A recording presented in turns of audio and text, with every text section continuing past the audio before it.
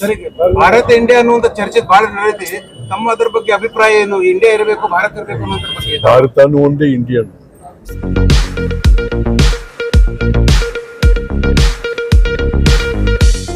स्वागत है आप सभी का R1 न्यूज में। मैं आपके साथ साबिर मुकाशी।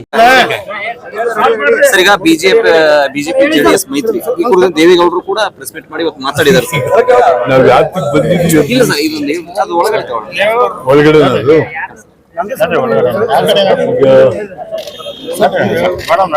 ಬಿಜೆಪಿ ಜೆಡಿಎಸ್ ಮೈತ್ರಿ ಯಾಕಾಗಿದೆ ಅಂತ ಈಗಾಗಲೇ ದೇವೇಗೌಡರು ಹೇಳ್ತಾರೆ. ನಾನು ಕೂಡ ಬರ್ತಾ ನೋಡ್ತಾ ಬಂದೆ ಟಿವಿ. ಸೀಟ್ ಶೇರಿಂಗ್ ಕೂಡ ಮಾತುಕತೆ ನಡೀತಾ ಇದೆ. ಹಾಗಾಗಿ ಅಂಡರ್ಸ್ಟ್ಯಾಂಡಿಂಗ್ ಒಬ್ರಿಗೊಬ್ರು ಹೋಗುವಂಥದ್ದು ಹೊಸದೇನು. ಕಾಂಗ್ರೆಸ್ ಜೆಡಿಎಸ್ ಆಗಿದೆ, ಜೆಡಿಎಸ್ ಬಿಜೆಪಿನೂ ಆಗಿದೆ ಹೀಗೆ. ಹಾಗಾಗಿ ಕರ್ನಾಟಕಕ್ಕೆ ಯಾವುದು ಹೊಸದಲ್ಲ. ಬಟ್ ಮತದಾರ ಜನ ಯಾವ ರೀತಿ ಸ್ವೀಕಾರ ಮಾಡ್ತಾರೆ ಅದು ಯಾವ ರೀತಿ ಸ್ವೀಕಾರ ಮಾಡಿದ್ರು ಅಂತಕ್ಕಂಥದ್ದು ಚುನಾವಣಾ ಫಲಿತಾಂಶದ ಬಳಿಕ ಗೊತ್ತಾಗುತ್ತೆ. ಈಗೇನು ಗೊತ್ತಾಗಲ್ಲ. ಸಿದ್ದರಾಮಯ್ಯನವರು ಕೂಡ ಕಾಂಗ್ರೆಸ್ ಜೆಡಿಎಸ್ ಕಾಂಗ್ರೆಸ್ ಮುಂಚೆ ಜೆಡಿಎಸ್ ಇದೇ ರೀತಿ ಹಿಂದೆ ಹೆಸರಿಟ್ಕೊಂಡು ಸಂಘಟನೆ ಶುರು ಆಗದೆ ಇರೋ ವಿಚಾರ. ನೀವು ಕೂಡ ಒಂದು ಹೊಸ ಸಂಘಟನೆ ಶುರು ಮಾಡಿದ್ರಿ. ದಿಕ್ಸೂಚಿ ಮತ್ತೆ ಆಗದೆ ಇರೋ ವಿಚಾರ ರಾಜಕಾರಣದಲ್ಲಿ ಕರ್ನಾಟಕದಲ್ಲಿ ಯಾವುದೂ ಇಲ್ಲ. ಸಿದ್ದರಾಮಯ್ಯನವರು ಕೂಡ ಜೆಡಿಎಸ್ ಇಂದ ಕಾಂಗ್ರೆಸ್ಗೆ ಬಂದಂತವ್ರು, ಜೆಡಿಎಸ್ ಇಂದ ಹೊರ ಹಾಕಲ್ಪಟ್ಟವರು. ಆಗದೆ ಇರೋ ವಿಚಾರ ರಾಜಕಾರಣದಲ್ಲಿ ಕರ್ನಾಟಕದಲ್ಲಿ ಯಾವುದೂ ಇಲ್ಲ, ಆಗೋಗಿದೆ. ಹಾಗಾಗಿ ಮತದಾರ ಇದೆಲ್ಲವನ್ನು ಕೂಡ ಯಾವ ರೀತಿ ಸ್ವೀಕಾರ ಮಾಡ್ತಾನೆ ಅಂತಕ್ಕಂಥದ್ದು ಬಹಳ ಮುಖ್ಯ. ಸರ್, ಕಾಂಗ್ರೆಸ್ ಮೇಲೆ ಪರಿಣಾಮ ಬೀರುತ್ತೆ ಅನ್ನೋದು ಚರ್ಚೆಗಳು ನಡೆದಿದೆ. ನೋಡೋಣ ಯಾವ ರೀತಿ ಆಗುತ್ತೆ. ನಾ ಹೇಳ್ದಲ್ಲ, ಪರಿಣಾಮಗಳು ದುಷ್ಪರಿಣಾಮವೋ ಅಥವಾ ಒಳ್ಳೆ ಪರಿಣಾಮವೋ ಎಲ್ಲನೂ ಆ ವೋಟ್ ಮಾಡ್ತಾನಲ್ಲ ಅವನ್ ತಗೊಳ್ಳೋ ತೀರ್ಮಾನ. ಲಾಭ ಹೊಂದಾಣಿಕೆ ಆದ್ರೆ ಜೆಡಿಎಸ್ ಜೊತೆ ಹೊಂದಾಣಿಕೆ ಹಿಂದೆನೂ ಕೂಡ ಪಾರ್ಲಿಮೆಂಟ್ ಅಲ್ಲಿ ನಾವು ಮಾಡ್ಕೊಂಡು 18 ಕಾಂಗ್ರೆಸ್ ಮತ್ತು ಜೆಡಿಎಸ್ ಯಾರಿಗೆ ಅನುಕೂಲ ಆಯ್ತಾಗ ಯಾರಿಗೆ ಅನುಕೂಲ ಆಯ್ತು? ಬಿಜೆಪಿಗೆ ಅನುಕೂಲ. ಈಗಲೂ ಅಷ್ಟೇನೆ ಜೆಡಿಎಸ್ ಬಿಜೆಪಿ ಹೊಂದಾಣಿಕೆ ಮಾಡ್ಕೊಳ್ಳುವಂಥದ್ದು ಕಾಂಗ್ರೆಸ್ ಅನುಕೂಲ ಆಗುತ್ತೆ ಅಷ್ಟೇ. ಸರ್, ಈಗ ತಾವು ಕಾಂಗ್ರೆಸ್ ನಲ್ಲಿ ಇದ್ದೀರಾ ಅಥವಾ ಬಿಜೆಪಿ ಯಾವ ಕಡೆ ಇದ್ದೀರಾ? ನಾನು ಯಾವ ಪಾರ್ಟಿಲೂ ಇಲ್ಲ. ರಾಜಕೀಯ ನಿವೃತ್ತಿನ ಸರ್? ಅದ್ಯಾಕೆ ನಿವೃತ್ತಿ? ರಾಜಕೀಯದಲ್ಲಿ ಯಾವ್ದಾದ್ರು ನಿವೃತ್ತಿ ಇದೆ?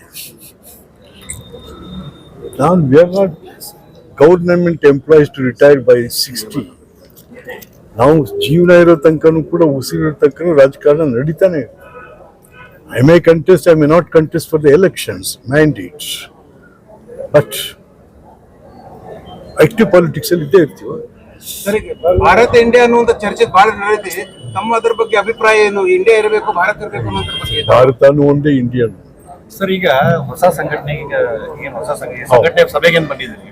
ಇದೇ ರೀತಿ ಏನು ಅಂತಂದ್ರೆ ಸಿದ್ದರಾಮಯ್ಯವರು ಕೂಡ ಜೆಡಿಎಸ್ ಕಾಂಗ್ರೆಸ್ ಮಾಡೋಕ್ಕಿಂತ ಮುಂಚೆ ಕೂಡ ಒಂದು ಅಹಿಂದ ಒಂದು ಸಂಘಟನೆ ಮಾಡ್ತೀನಿ ಹೊರಟರು. ನಂತರ ಅದು ಪಕ್ಷವಾಗಿ ನಿರ್ವಹಣೆ ಮತ್ತೆ ಕಾಂಗ್ರೆಸ್ ಸೇರ್ಕೊಂಡ್ರು. ಈ ರೀತಿ ವಿಶ್ವನಾಥ್ ಅವ್ರದ್ದು ಮತ್ತೆ ಮುಂದಾಲೋಚನೆ ಏನಿದೆ? ಈ ರೀತಿ ಸಂಘಟನೆ ಮಾಡ್ತಾರೆ ಯಾವ ಕಾರಣಕ್ಕೆ? ಇದೇನು ಇವತ್ತು ನಿನ್ನೆ ಮಾಡಿದ್ದಾರೆ. ಈಗಾಗಲೇ 9 ವರ್ಷಗಳ ಹಿಂದೆ ನಾನು MP ಇದ್ದಂಥ ಸಂದರ್ಭದಲ್ಲಿ ಇಡೀ ದೇಶ ಸುತ್ತಿ ಕುರುಬ ಸಮುದಾಯ ಎಲ್ಲೆಲ್ಲಿ.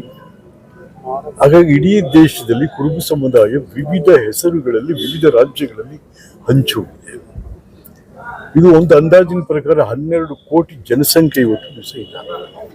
ಈ 12 ಕೋಟಿ ಜನರನ್ನು ಕೂಡ ಒಂದು ಸಾಮಾನ್ಯ ವೇದಿಕೆಯ ಮೇಲೆ ತರುವಂತ ಪ್ರಯತ್ನವೇ shepherds India international.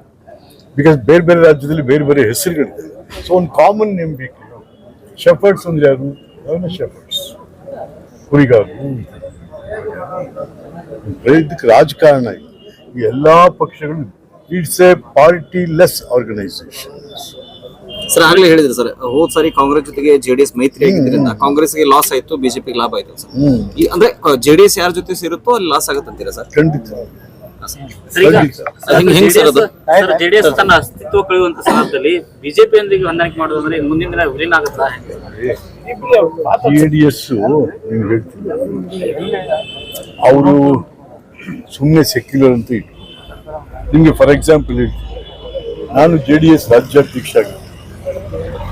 Align government 19 ಎಷ್ಟು ಕೊಟ್ಟು ನಿಮಗೆ 12 ಸೀಟ್ ಕೊಟ್ಟು ಯಾರಿಗೆ JDS ತುಂಬಿದ್ದೆಷ್ಟು 10ರಲ್ಲಿ 7 ನಿಮ್ಮ ಮನೆಯವರೇ, 1 ಕುರುಬರು ಬೀದರ್, ಇನ್ನೆರಡು ಉತ್ತರ ಕರ್ನಾಟಕದಲ್ಲಿ ಲಿಂಗಾಯತ, ಇನ್ನೆರಡು ಹಾಗೆ ಬಿಟ್ಟಿದ್ದೀನಿ. ನಾನು ಒಂದು 10 ಸಾರಿ ಹೋಗಿರ್ಬೇಕು. ಇನ್ನೆರಡಿದೆ, ಒಂದು ಮುಸ್ಲಿಮರಿಗೆ ಕೊಡಿ, ಒಂದು ದಲಿತರಿಗೆ ಕೊಡಿ. ಕೊಟ್ರ ಕೊನೆ ತನಕನೂ ಕೊಡ್ಲಿಲ್ಲ, ಕೊನೆ ತನಕ. ಆದ್ರೆ ಅದು ಗೆಜ್ಜೆ ಪೂಜೆ ಆಗ ಈಗ ಮೇನ್ ನಾಟಕ ಶುರು. ಅಂದ್ರೆ ಸರ್ ಈಗ ಏನು ಸೀಟ್ ಹಂಚಿಕೆ ಮಾತಾಡಿದ್ರೆ ಮನೆಗಳಿಗೇನೆ ಸೀಟ್ ಹಂಚಿಕೆ ಮಾತುಕತೆ ಮನೆಗೆ ಅವ್ರು ಸೀಟ್ ಕೇಳ್ತಾ ಇರೋದು. ಅಂದ್ರೆ ಸಿದ್ದರಾಮಯ್ಯ ಹೇಳ್ತಿದ್ರು sir BJP JDS B team ಅಂತ ಹೇಳಿ, ಈಗ ಅದು ಸಾಬೀತಾಗ್ತಾ ಇದೆ. ಸಿದ್ದರಾಮಯ್ಯನವರ ನಾನು ಅದನ್ನ I am not going to react.